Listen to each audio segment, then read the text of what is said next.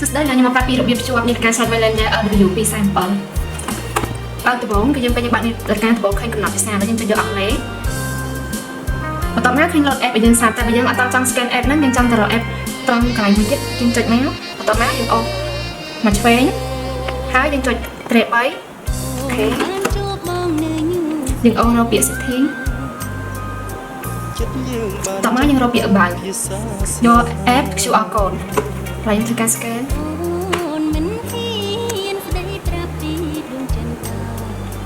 ឥឡូវយើងធ្វើការ install app សិន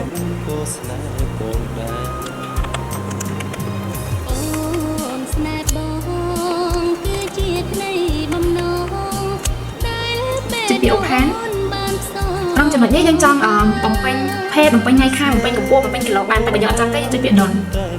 ចុចពី allow បន្ទាប់មកមុននឹងយើង add device យើងត្រូវបើក Bluetooth ទូរស័ព្ទសិន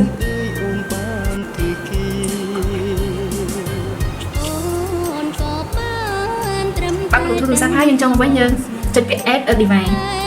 ចុចពី allow ឥឡូវឃើញ load Bluetooth នេះឡើងហើយយើងចុចយក Valence LW 247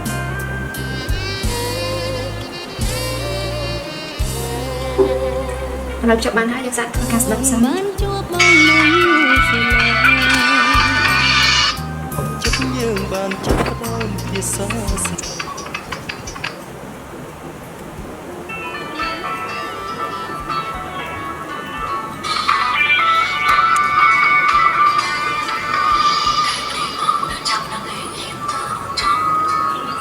នេះយើងអាចបន្ថយកម្លាំងសលេងបាន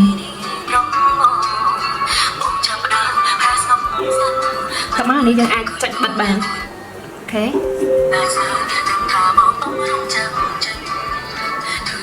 តោះឥឡូវខ្ញុំមកបង្ហាញកម្មវិធីខ្លះៗដែលមាននៅក្នុងនាឡិកាហើយយើងចុច Tab 3មានកម្មវិធី control ការគេងកម្មវិធីវាស់ចង្វាក់បេះដូងកម្មវិធីគេហាត់កីឡាការវាស់ភាព stress និងមានកម្មវិធីច្រើនទៀត